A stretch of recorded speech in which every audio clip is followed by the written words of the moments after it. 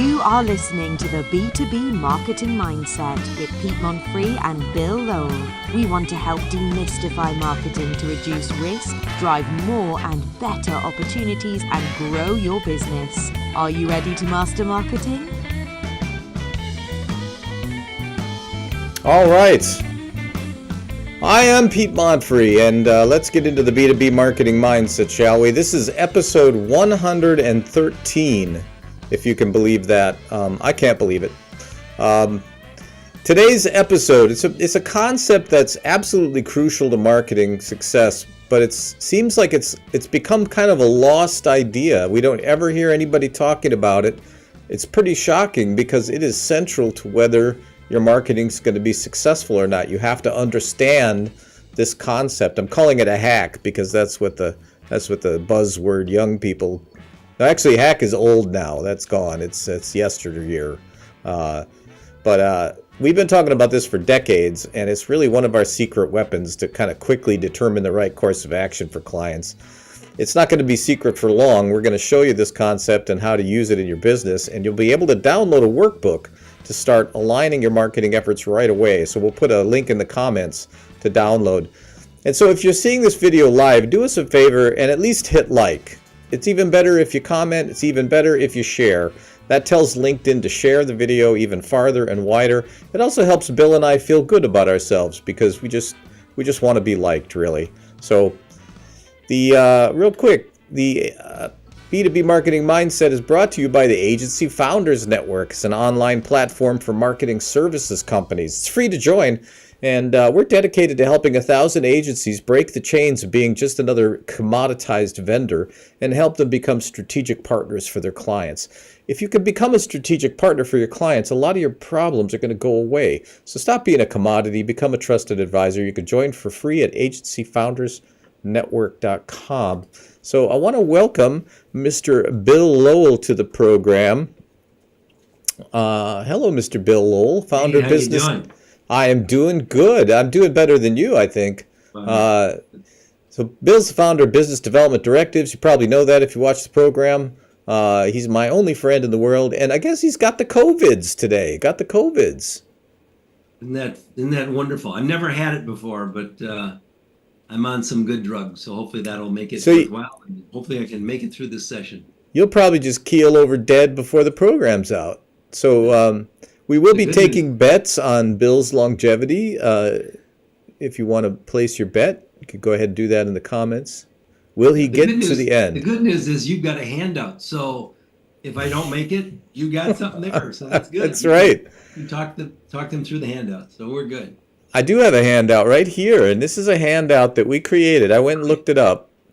We first created this in 1996. Wow. Actually, and it's been updated numerous times since then, but that really goes to show you, here I was holding it up, but nobody could see it. Let's kill that music. And so we have been, talking about this and using it with our clients and doing this for many years, and it just blows my mind that it's another one of these things that seems lost to history. Do you think so? I mean, I don't hear about the market life cycle being talked about at all. Yeah, I really don't. Some people will talk about it like they take it for granted, like, oh yeah, everybody knows about that, but they never use it. In my opinion, I don't see people using it from a strategic standpoint, and we can certainly talk about that today. So it's like, well, it's a great tool. Why wouldn't you want to use it? So yeah, and in fact, we're going to put a link down in the comments, and you can download the workbook that has a ton. I almost said shitload, but I didn't say it. I almost did, though. A ton of information that and help you use this. But we're going to kind of walk you through it because it's a simple idea at first, but when you start getting into it, there's a lot you could do with this. It's very, very powerful. And so, I mean, it's like the marketing business has become extraordinarily complicated, overly complicated. And so a lot of the foundational ideas get lost. And I think this is one of those ideas. And if you're if you're not aware of this, you're getting off on a terrible foot. I mean, this is a lot of where the strategy part of your business should start. Yes? Hey, is my totally agree. level too high, Enzo? Actually, I was thinking No. it was not high enough, but Oh, okay. Who knows? I think it should Who be a little knows? bit. I think you should be like really loud and broadcasting like Yeah. people are thinking, "Whoa, who is that that's talking to me like that?" You Is know? that God's voice? Exactly. He's Or is saying it this is an important topic. or is it just his mic turned up too loud? Could be one Yeah. of those two things. It's hard to tell. Um, You is know, it you talked about this being complex, and it is, but I also think that a lot of people are trying to simplify the marketing process. And by doing that, they cut out some of the things that I think are just so important. And we're going to talk about this today, but then I guess the audience can decide if this is important or not. But it's like I just shake my head with people trying to make it simple when it's very complex and it takes a lot of work. well, when have we ever started listening to the audience? That's I don't know. I don't know what you're talking about there. Yeah, sorry But about no, that. it's no, you're right though. I mean, there's a balance, right? Yeah, You can be too simplistic, and that's not going to work for you. You can right. also make this far too complicated. I mean, I read posts on LinkedIn all the time that are absolutely just full of acronyms. It's like they're trying to create almost like the computer science industry have done, where it's like a lot of secret code words to protect their jobs because nobody else could decipher what in the hell they're talking about. Okay, that's not helpful. All right. If you're wondering why are you having trouble communicating your value to the C-suite, maybe they don't know what the hell you're talking about. You do. I mean, a lot of the marketers know, and a lot of these things they are important, but it's the way they communicate. I love this because it's simple. It's not that hard to understand. So let's talk about real quick, like what is the life cycle? And let me see if I can bring up with any level of success uh, an image here on the screen. Um, oh, geez, the technology. Let me tell you something, man. Uh, well, I'll tell you what. I'll just tell Bill that it's on the screen, so this way That's I don't great. screw it up. All right. That's fine. As long as it's on the screen, we're good.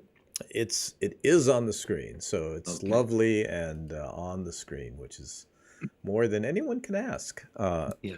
So it's basically look at this. It's a curve. It's a chart. Don't you love charts? God, I love charts. You know, like Venn diagrams. Oh, I just love Venn diagrams. I can't. Oh, I can't get enough of those Venn diagrams. Thank you, Um, Kamala. yeah, you're welcome. I used to work at McDonald's too. But You anyway, did. I digress. No, You were actually, great. A&W, to be Okay. honest. But anyway, this is there are four basic stages. Now, I got to throw this out there. Jeffrey Moore, in his book, Crossing the Chasm, there's a technology life cycle curve that's a little bit different, okay? But we're just going to talk about this general curve that really applies to a lot of things. We'll talk, the special report is mostly about how industries work, but this could be applied to a lot of things. We'll talk about that more. But you can see the different stages. You've got market development, you've got market growth, you've got market maturity, and you've got market decline. Okay, and that's the basic idea of the market life cycle. Now we're back on, just so you know. And depending on, well, where to begin with this, right? Um, let's talk industry first. So depending on where you are, your industry is in the life cycle. I mean, AI is a great example. Yes. Where It's a where is it in the life cycle, Bill? That's the quiz for today. definitely at market development because Yes. it's pretty new and people are trying to adapt to it and a lot of people don't know about it. So you got to do some education with it. I mean, so it's just in those early stages. And so just like you referenced earlier, some people might be talking about AI and there'll be others they don't have a clue what you're talking about. So, it Right. just depends on where you're at. And so if you go, let's say that you have an AI, a business where AI is central to your business, which seems like everyone now, Yeah. but I think a lot of it's bullshit. I Yes, said bullshit. you did. Um, and but I think there are some legitimate companies that are really using AI in very interesting ways. But they're not, they must, I don't know, I'm making a guess here. They might not be aware of this life cycle thing because they're approaching it as if it's in a growth stage, Yeah. right? So they've skipped a stage. And also, by the way, you could split these stages into even smaller stages. Like there's an emerging market stage that is Right. before the market development stage, but we lump it together because the dynamic's pretty similar. But the unique aspects, as I understand it, of the development phase, you're ahead of your time. Here, I'll just read it right out of here. You're ahead of your time, and now you have to create demand, right? And the trouble is, if you're going out and you have your industry is in the early stages, the development stage, and you're going out with features and benefits, people are not going to understand the context of your features and benefits. They need to first be educated about the product or service. Am I getting that? Right. Yeah. In fact, if I can just add something, because I loved where you started, like you start with the industry, but if I can just back up for just a second, like I think as an overview for the audience, like why would this be important? You can see the stages, and we're going to talk about the different stages in a second, but this is a great strategic tool. It's a great product development tool. It's a great marketing tool. It's a great advertising, public relations tool. I mean, product refreshment. So I mean, decision making. I mean, just so it's a really good tool for all of those things, and we'll show you how in just a few seconds. But um, when you're working with a new client, just like you were saying, you got to figure out what industry they're in and where they are in their stage of the life cycle. Because if they're very mature, you might be doing a lot of different things. If they're early on, like you were talking about, Pete, with AI, you're going to recommend a lot of other things for them. So it's critical to Right. do that. It's critical to find out where they're at. Well, and I think that the thing is so important because the very core of your strategy is going to be different depending on what stage you're in. Absolutely. So, think Absolutely. of a very mature market, automobiles, Yeah. also known as cars and trucks. Right. I say automobiles, but it's fragmented. There's a ton of competition. Yeah. There's not a whole lot of innovation. I guess you could say the same thing for cell phones now. Right. Right. Apple rolls out a phone. Right now they're saying uh, Apple Intelligence. Notice they're not saying AI though. Like, what does Apple Yeah. Intelligence mean? I mean, it's like it's the same phone that it was last year. Yeah. And this is what a mature market looks like. Then, if you keep going here, you can go into declining. I believe the marketing industry is in decline. Right. And Right. this is a really important thing that's going on. So, and but even if you're in a declining market, there are strategies that you can deploy that still work, right? But if you're deploying the wrong strategies for the wrong stage, it's not going to work. Now, And it's going to cost you a lot of money. It's like, why would you do that? It's going to be ridiculous. it's just going to be aggravating. Yeah. In fact, some companies just go out of business. Yeah. We had a telecom company that had a texting app, and it was mostly for people to text back and forth to Mexico for free, and they just couldn't accept that their market had declined and disappeared, basically. But they were just so wedded to that idea. But to your point, we're talking industry right now, but you could look at a product and say, where is this product in Yeah. terms of its life cycle? Is Right. it early in its life cycle? Is it a beta product, right? Very early in the process. Services, of course, products, services. I think even your clients, so those of you that are in the marketing industry that are listening to this podcast, your clients go through a life cycle with you. Right. You know what I mean? They might start off having you do maybe the full Megillah, where you're doing the market planning, you're doing strategy, you're doing all the implementation, you're doing everything. And then all of a sudden, as they go through the stage with you, maybe now all of a sudden you're only doing one aspect of it. Or maybe they're doing it themselves, or maybe they're farming out certain pieces. I mean, it's the same thing. So And you constantly have to reinvent yourself. you can prepare yourself once you start getting used to seeing where you are in these cycles, so Right. that, let's say that client is sort of starting to be on it the way out the door. You Yeah. know, that's normal. Like, don't even let it sweat. But are there things that you could do to support that client on their way out the door, right? And Right. so Right. you maintain a great, when a client reaches the end of their life cycle with us here at Clarity Marketing Support, we will help them train people. We'll help them find another agency. We'll make sure they have all of their files. There's a whole process that we go through to help them transition Right. to the next thing. And so it's good for everyone. So, but we're going to be talking a lot about the marketing industry coming up here on October 1st, and it's a live panel, and there's a lot happening in the industry, and not all of it good.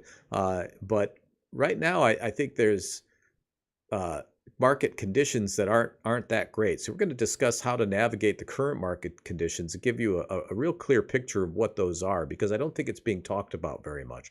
But we're also going to show you how to come out stronger on the other side. So we're going to share our own journeys. Our panelists are all very experienced people. We've been through these dips in demand before. Now, not every agency is seeing it, but the majority are. Marketing budgets, they dropped to about from 12 to 14% pre-COVID, down to about 6% on average during COVID, and then they were up for a short period of time, and now they're around 7%, so they're back close to the COVID levels.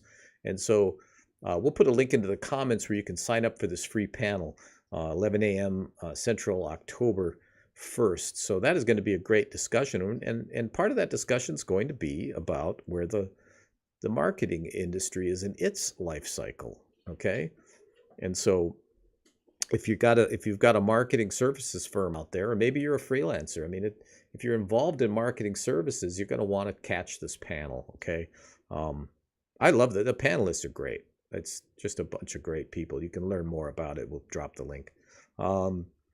So let's talk about these stages. I think, and I can show that graphic again real quick. Yeah.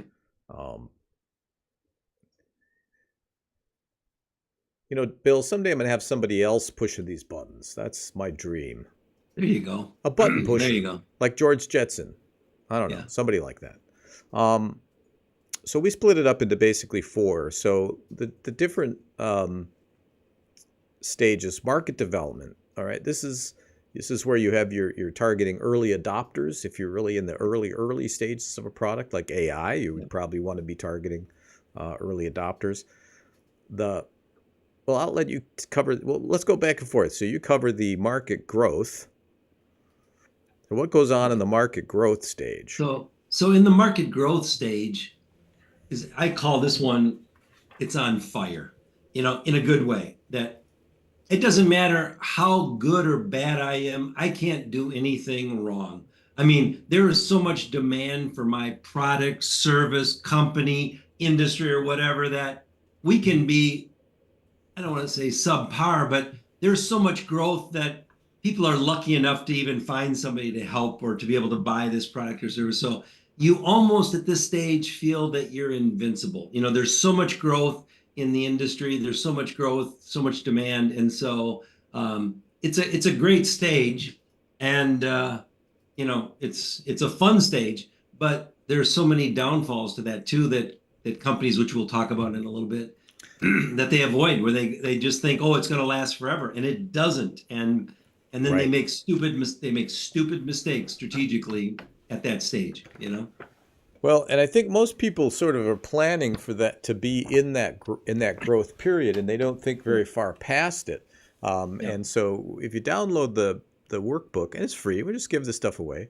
You can see there's a whole bunch of strategies that you can apply to this, but one of them is focused on retention. Yes. Even though you might be growing like crazy, maybe customer acquisition now isn't really your problem, right? I mean, this is kind of what it was like in the late 90s in the marketing agency business. And in the panel, we're going to talk about how when demand is really strong, you can be kind of sloppy and have a lot of holes in your bucket, but there's so much coming in the top of the bucket that you just don't pay that much attention. It's when things get thin that those holes become much more apparent. And I think when we fast forward to 2024, we're post-COVID in the marketing business and so many other industries, the holes in the bucket are starting to show. And so now it's time to we'll get to that in the next stage, but it's time to, get better on every front where you need to get better. But conducting research, okay? Why is research so important? If you're growing like crazy, I think the temptation here is that, dang, we don't have to do anything. We're doing everything right. And by the way, I've worked with a lot of clients who are in that stage, and that is their attitude, and it drives me crazy. But I always say, I would focus on two things if I were you at that stage. I'd focus on some research so that you really do understand your market and your customers, because their trends are going to change, you know what I mean? And are you able to adapt with them? But then also the customer service and retention, because you're too busy to give them all the attention they need. You better be doing something to stay in touch with their needs and their changing demands. And most companies don't. They go crazy at this stage, like I said, Well, and it's because it's every one of these stages is transient. It's going to end, right? Yes. And so, Yes. and it's hard to tell how long it's going to go. Yeah. But what we do know is that it's going to move to the next stage at some point. It's going to Right. happen, right? Yeah. And so I think a lot of marketing planning and sales planning, they don't really get out of, they just are always thinking the market growth stage, right? And so the next stage is market maturity, Right. the mature market. What are some examples? Trying to think of some examples of mature market. Well, Not declining, but mature. no, the mature market means, it's still good. It's still really good. It's just not as crazy as it was in the second stage, but the market maturity means that people are pretty much aware of what you do. There's still a lot of demand, but it's starting to level off. So unless you're paying attention, you may not realize that you're in that stage and that things are starting to level off, or it's not quite as good as it used to be. And so, or, the other thing that I see in this stage is a lot of competitors have come in, because they figured out, oh my, there's some opportunities in this industry or in this kind of niche. We should all get in. And then all of a sudden the market gets flooded, and then people start fighting over pricing and all kinds of different things. It's like it can become, it's the beginning of a mess, is what I'm saying. And it can be really hard to figure out if you're in a mature part of the curve or you're in a declining part of the Yes. curve. Yeah. And so I'm actually trying to think of, you could say that the car industry is in a mature phase. I think I said earlier it's in the decline, but I don't think it is, because we have a lot of new technologies coming out. Yeah. Whether they're EVs or all kinds of technology happening. The privatized space, I don't know what to call it. The SpaceX and the Bezos operation. Okay. Yeah. Yeah. I would say that they're probably in the lower part of the growth phase. Yeah. When I think of mature, well, back in the day, we used to work in the funeral industry, and that was one of our specialization areas. And we were in it, and we were really starting to get a lot of traction. Then all of a sudden, it was like the stage changed. We went from market maturity to somehow tipping the scale towards decline. And what was really interesting to me is what happened is we had a whole sea of prospects, and then the very large companies started buying up all the funeral homes. Definitely. Right? Yeah. And so by consolidation, they're able to move the clock backwards and bring it back to market maturity from decline. The mom and pops were having a hard time competing. And so this roll up happened, but our company ended up having 3 potential clients out of thousands and thousands in a very short period of time.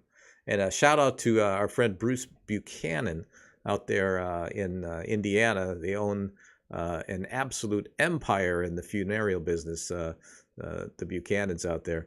We'll have to tag Bruce. I hope he sees this episode.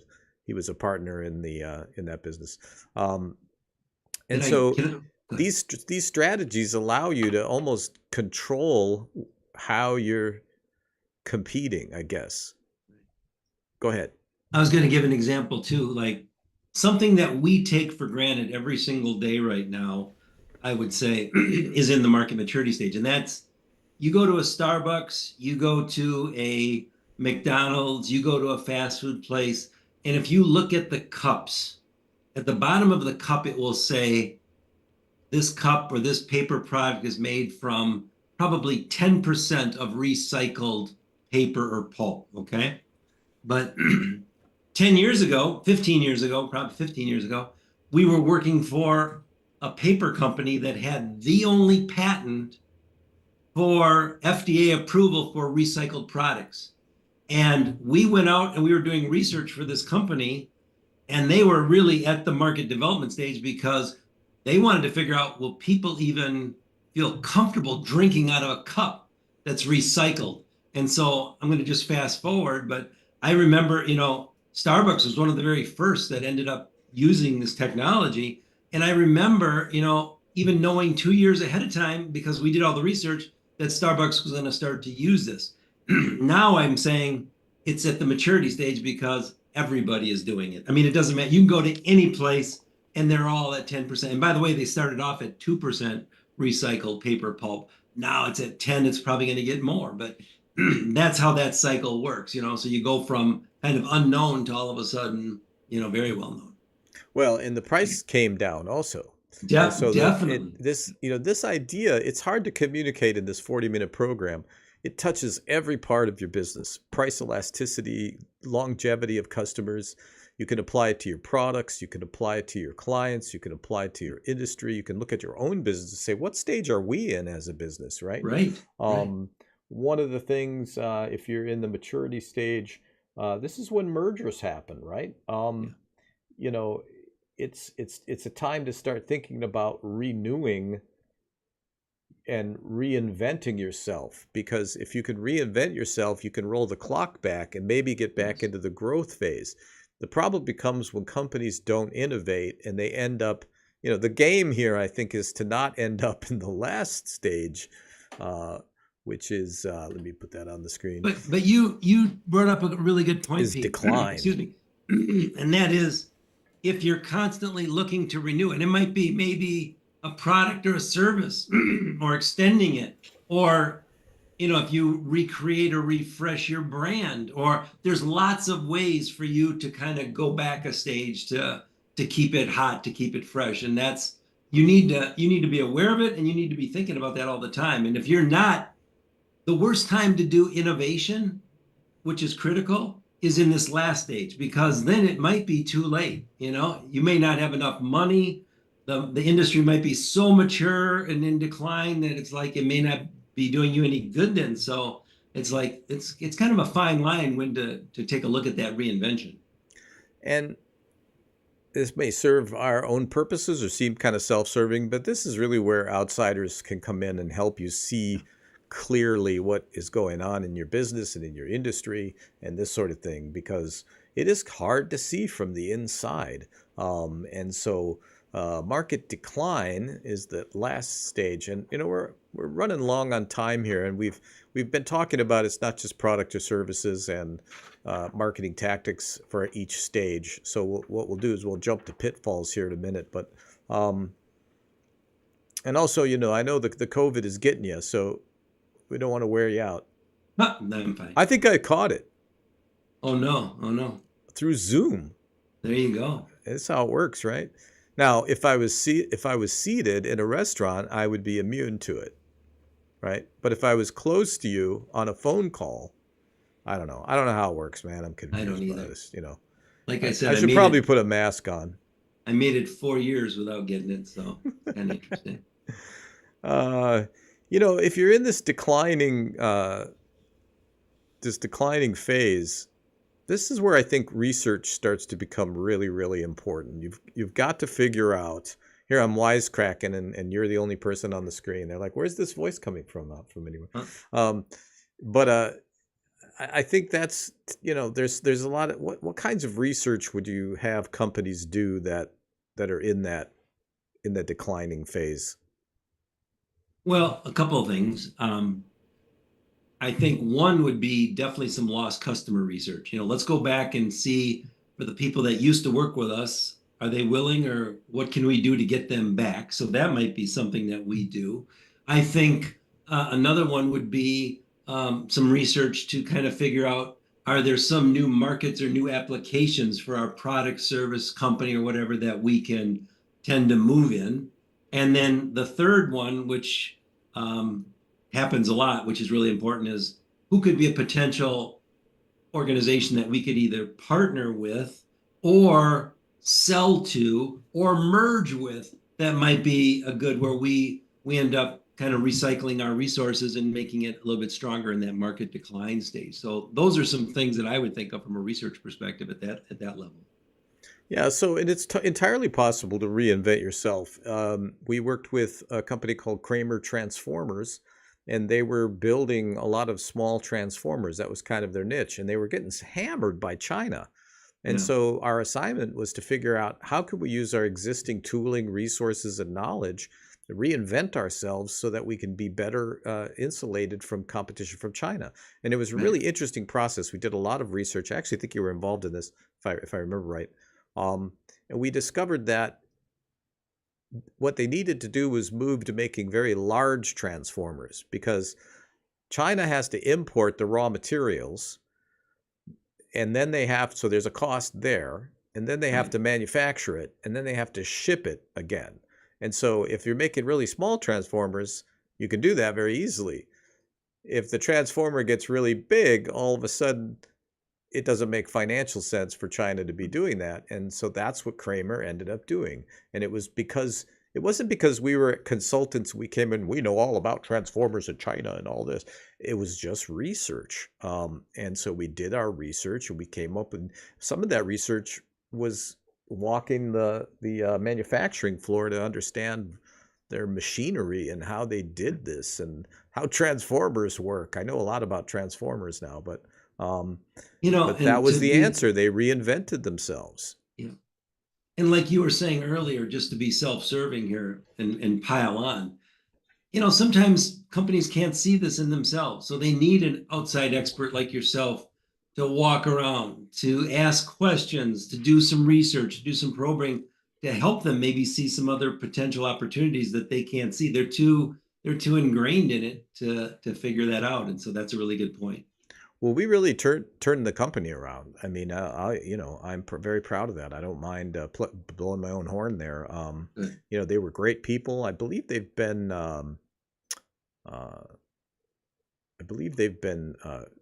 gobbled up by a bigger company now. I have to go look into that. But I wanted to show you, if you want to download this worksheet, one of the pages in there looks like this.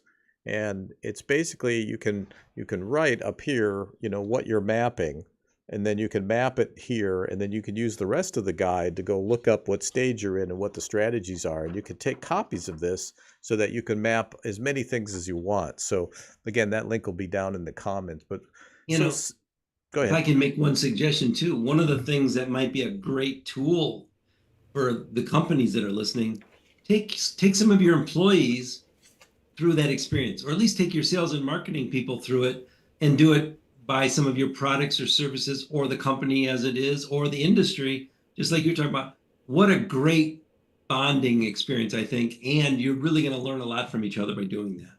Yeah, and if you're not sure what to do, there's a lot of, any good marketing strategist is going to instantly know about market life cycles. Okay. Yeah. I think where this gets to be a lost art is, boy, this sounds terrible because I'm older. I'm not old, right? I'm older, but I think there's a generation that has come into marketing that is all about digital ads and SEO and websites. And this is not something that you're taught in school necessarily. And so, try to bring in the guy that looks like he's got a few miles on him and they're gonna know, or gal, is it gal? No, it's not, is it? I'm in trouble now. But they're gonna know exactly what to do, and of course, you're already gonna have this workbook, and I can put that right up on the screen there. There it is on an iPad. You don't get the iPad with it. You can't download an iPad. For some of you older people out there, it doesn't work that way. Don't ask me how I know. Common pitfalls, I would say, thinking you're in one stage and you're actually in another. That'd be the most obvious one to me. Yes. What else? I think mismanaging growth. So like if we're in the market growth stage and all of a sudden we're hiring and hiring and hiring and we're doing all this kind of good stuff and we're not paying any attention, and all of a sudden we reach market maturity, you may be in for a little bit of a problem. So you might not be as agile. So I see people mismanaging growth, even to the point of the market decline. They're mismanaging where they are. And so I think, like you're saying, I think that's a real common pitfall. Well, I have a confession to make. I've actually done that over and over again. Yeah. I mean, even when, I'm completely aware of this, and it's so easy to make these mistakes. So don't take it like, these guys know everything. No, it's just so easy to misfire on some of this stuff. And sometimes markets change really fast. I think COVID was such an accelerator on so many fronts. It actually changed the trajectory of entire industries. Okay. And so that's where, a lack of planning really can catch you, as something shifts in the market and you're just utterly unprepared for it. Now it's going to happen anyway. You can't be prepared for everything, but at least you can be. Maybe you do this exercise once a year. I think it should be part of the strategic marketing planning. I definitely do. Absolutely. Well, and a lot of companies do that every 5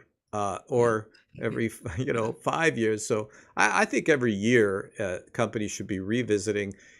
Here's what my rule of thumb has always been: if you're revisiting your marketing budget, you should be revisiting your marketing strategy and plan. If you don't have a plan, I'm not even going to explain the rest.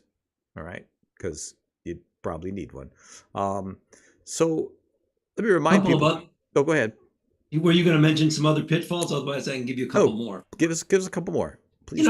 You've talked about this over and over again, so I would be remiss if I didn't say it, but it's like ignoring your customer feedback or ignoring the research. So like the research might be telling you something and you're still oblivious and you're just still kind of stuck in your own thinking instead of paying attention to those market changes. Just like you were saying, it's like, wow, when we did that panel like 6 months ago with those outside experts, remember? And we were finding out that a lot of people are preferring the online sales ability with the website versus talking to a live person. And then there are some people that wanted the live. But those are things that people need to pay attention to, like what's changing in the marketplace. And so I think ignoring that is key. And then one of the other ones that I would say would be people being complacent. So it doesn't matter at what stage, but like if you're thinking everything is okay and you're in that maturity stage, you're in trouble and you don't even know it, because you've got to start reinventing and doing some different things, and you're oblivious. And it's like, to me, those are some key things that are pitfalls for this market stage. That last panel, we should do it again, because I learned so much during that panel. That was great. I'll have to call those folks up and we'll have to do another one, because that's why I love doing panels, because I always learn things. And so, but yeah, I think it's hard, because this is all about change, and some people don't deal with change. I guess I'm kind of going into my final thoughts here, but it's this idea that they're stuck in the way that things have always been, and it reminds me of an episode of Kitchen Nightmares, where the restaurant owner, like Ramsay, brought in all these customers, and they had them in a little theater, so the customers were all on a stage, and the owner was in the audience. And he was convinced that all of these people were conspiring against his restaurant. These people didn't even know each other. He just could not accept honest feedback from his customers that his food was friggin' terrible. All right. Now that's an extreme example, but I think change is it's inevitable. And so pay attention to the signs, get help when you need it, and map it out on the life cycle. Any final thoughts? I think like you were saying earlier, just to be adaptable and be adjustable. So like sometimes by just paying attention, you might come up with a new way of doing things, or you might find a new product or service that no one is even doing because they just told you, let's do this instead. And so paying attention to that customer input, I think is so important. So my final advice would be pay attention to the life cycle, try it. Just try it for 1 year and see what you think, and I guarantee you'll love it. Well, download the worksheet and put it into action. That would make us very happy. We don't get anything out of it other than the satisfaction of helping you out. And I'll remind you, B2BMarketingMindset.com is where you can find a lot more episodes and more information. So, but Bill, you survived the episode. Thank you for coming today and being ready for battle. I appreciate it. Thank you. It was fun, and I hope we did it some justice. I think it's a good topic. Yeah, and again, it's one of those topics that we could just go on forever, but we're not going to. We'll spare you that. But we will see you next week on B2B Marketing Mindset. Thanks for tuning in. Thank you. You've been listening to the B2B Marketing Mindset with Pete Monfre and Bill Lowell. Add to the conversation by commenting, sharing, and liking. And don't forget to subscribe and check out the links in the comments. Learn more at b2bmarketingmindset.com.